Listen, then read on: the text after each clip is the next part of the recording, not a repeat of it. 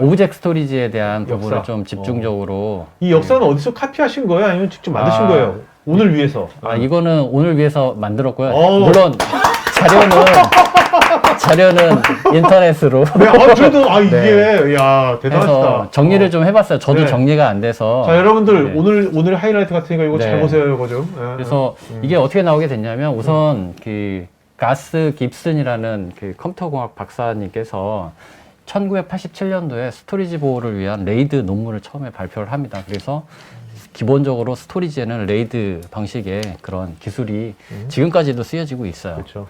그런데 사용을 하다 보니 뭔가 좀 성능이나 확장 부분에서 좀 최적화돼야 되겠다는 그런 개념을 발표를 하시고 1996년도에 그 오브젝트 스토리지 연구를 하겠다라는 제안을 하시게 됩니다. 야, 그렇게 해서 그 파일풀이라는 벨기에 회사가 있는데 1998년도에 그 카스라는 그 오브젝트 스토리지의 초기죠. 초기 버전이 그 나오게 됩니다. 이게 주소 지정 방식의 그런 스토리지인데요. 지금 현재 보면 아카이빙하는 그런 용도로 쓰여진다고 보시면 됩니다.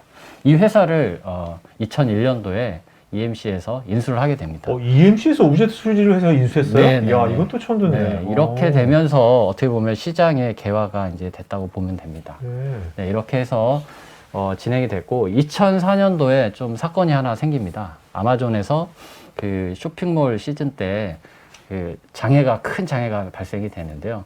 이유를 찾아보니 그 파일 시스템과 그 다음에 데이터베이스의 문제였습니다. 그래서 그 부분을 그럼 어떻게 해결을 할지 원인을 찾던 중에 그 단순하고 확장이 가능한 대규모의 그런 양을 담을 수 있는 그런 시스템을 만들자라고 이제 제안을 해서 그게 받아들여져서 개발을 하게 됐고요. 그게 지금 여러분들이 알고 있는 그 아마존의 S3 그 서비스가 2006년도에 런칭을 하게 됩니다. 그러니까 이게 S3가 뭐 저 때는 저걸 뭐 AWS 서비스를 하려고 만든 게 아니다. 그게 아니죠. 네? 본인들 서비스를 자기네 잘 하려고 오. 그렇게 해서 이제 시작이 네. 된 거고 오. 그거를 본인들만 쓸 수 없고 그냥 그 서비스를 좀 전환을 해서 하자라고 그럼 해서. 스토리지뿐만 아니라 아까 데이터베이스도 문제가 있었다고 그랬잖아요. 데이터베이스도 네네네. 뭐 새로 만들었나요? 네네. 어. 그 얘기한 다이나모라는 다이나모 저래서 만들어진 거구나. 네, 지금. 네. 오호호. 그 다이나모가 이제 저때 네. 같이 생성이 됐고요. 실제 그게 그 서비스로 나오기까지는 좀 시간이 오래 걸렸어요. 왜냐하면 기존에 있던 데이터베이스들이 워낙 좋은 게 많아서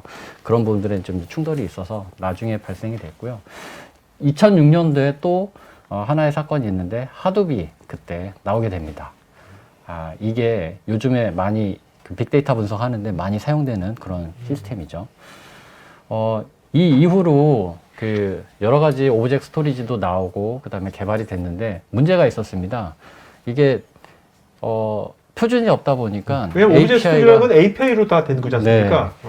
어떻게 보면 API가 뭐 프로토콜과 마찬가지 규약을 하는 거니까 그렇죠. 이제 그 API로 되지만 그 초창기에 나와서 문제가 됐던 그 파일풀에서 제작했었던 그 제품도 API 독점 문제가 있었습니다. EMC가 독점하고 있었구나. 네네네. 그래서 그 부분에 대해서 이제 그 말들이 많이 나오기 시작했는데 2010년도에 그래서 스토리지 네트워크 협회가 있습니다. 비영리 단체인 그 스니아에서 그럼 표준 같은 그런 것들을 만들어 보자 해서 그 CDMI라는 그 클라우드 데이터 관리를 할 수 있는 그런 인터페이스를 채택을 하게 됩니다. 네네. 그리고 그 시점에 락스페이스라는 호스팅 업체가 있어요, 미국에. 그렇죠. 그 업체하고 그다음에 나사하고 또 오픈소스 형태로 해서 오픈스택이라는 플랫폼을 프로젝트를 시작을 하고 있었습니다. 네네네. 그 시점에 그때 나온 게 스위프트라는 또 오브젝트 스토리지 그 API가 만들어지게 됩니다. 아니 오픈스택이 나사가 만든 거예요? 야, 난 저기 뭐 같이 이제 코어를 해서 이제 다른 회사 만든 거잖아요. 근데 야. 그게 그 이후에 오픈 소스로 이제 전환을 하게 되는 거죠. 네. 네. 그렇게 해서 이제 다양한 또 회사들이 나오게 됐고. 그렇다면 이제 2010년을 기점으로 해가지고 네. 이 오브젝트 스토리지 API가 네. S3가 있고 네. EMC도 있었고 네네. 또 이제 아까 네. 시니아라는 CDMI 네. 또 그다음에 오픈스택 기반의 스위프트 네. 이런 이렇게, 식의 있었던 거네요. 네. 이런 프로토콜 어떻게 보면 이제 전쟁이 시작된 거죠. 네, 네. 네, 이렇게 네. 해서 그렇지만 실제 이제 업체들이나 그 오브젝트 스토리지를 제작하는 쪽에서는 스위프트를 오픈 소스이기 때문에 스위프트 기반의 제품을 만들었는데 결국은 그 S3가 시장을 어떻게 보면은 잠식하게 되는데요. 2018년도에 그래서 스위프트도 그 S3 API를 추가하게 되고 그 이후에 2020년도에는 하둡도 자체 파일 시스템을 고수하다가 오브젝트 스토리지의 장점과 그다음에 하둡 파일 시스템의 좀 단점들을 극복하기 위해서 또 S3 오브젝트 스토리지를 S3를 지원하는 API를 지원하는 그런 시기를 맞게 됩니다. 그래서 현재는 어떻게 보면은 S3가 가장 사실상 네. 표준이 된 상태가 됐다고 말씀드릴 그렇다면 수 지금 있습니다. 이제 뭐 AWS뿐만 아니라 지금 뭐 애저도 있고 구글 또 GC도 있지 않습니까? 네네. 거기서도 똑같은 건 똑같이 오브젝트 스토리지는 S3를 API 뭐 게이트웨이 방식을 하건 I 그다음에 see. 직접적으로 지원을 하건 해서 네네네네. S3를 다 지원을 하고 있습니다. 여기서 중요한 건 뭐냐면 S3를 직접적으로 지원을 하느냐 아니면 좀 전에 말씀드린 것처럼 게이트웨이 방식으로 하느냐의 약간 성능의 차이도 생길 수 있고 그다음에 로직에 그다음에 그 설계에 대한 그런 좀 차이가 생길 수 있습니다. 뭐 간략하게 네. 저 말씀을 드렸고요. 좀 이제 자료 조사하는데 좀 시간이 오래 걸리긴 했습니다. 여기에 표시를 못한 부분도 많이 있는데요. 네네. 아무튼 이렇게 해서 S3가 사람들이 알고 있는 그래서 사람들이 S3가 오브젝트 스토리지다. 그리고 오브젝트 스토리지 하면 S3 왜 S3인지를 이해하실 수 있을 것 같습니다. 그러면 오브젝트 스토리지를 왜 인기가 있을까 보면 몇 가지로 요약해 볼 수 있는데요. 첫 번째로 아까 API를 말씀드렸잖아요.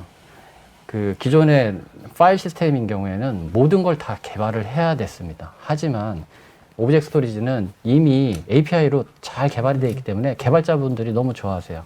개발하기도 쉽고 그리고 빠르고 그렇죠. 본인이 직접 스토리지를 관리할 수 있어요. 어떻게 보면 스토리지도 어떤 마이크로서비스 형태가 돼버린 거죠? 네네네. 네네. 그렇게 해서 지금 앱 개발하는 속도도 상당히 빨라졌습니다. 그리고 다행히도 프로토콜이 S3로 하나로 통합이 돼서 그런 부분에서도 상당히 메리트이 있는 거죠. 그리고 또 하나 확장성이 가장 크죠. 네. 그러면 이거를 클라우드에서만 써야 되냐? 그건 아닙니다. 온프레미스에서 쓰게 되는데 비용적인 부분이 있어서 퍼블릭에서 처음에는 썼다가 비용 문제로 다시 송환하는 경우가 있고요. 그다음에 요즘은 데이터의 중요성을 다 기업들이 알고 있기 때문에 그 중요한 데이터들은 퍼블릭에 올리지 않고 온프레미스에 주려고 합니다. 그런 부분에서도 온프레미스에 이제 필요한 이유가 되고요. 무엇보다 보안이 이슈가 요즘 랜섬웨어나 이런 부분들 때문에 크게 그 문제가 되는데 그런 부분에서도 오브젝트 스토리지가 기존의 파일 시스템이나 다른 타 시스템보다는 좀 더 보안성이 뛰어나기 때문에 온프레미스에서 오브젝트 스토리지를 채택을 하고 있습니다. 이 영상이 마음에 드시면 좋아요, 구독 부탁드립니다.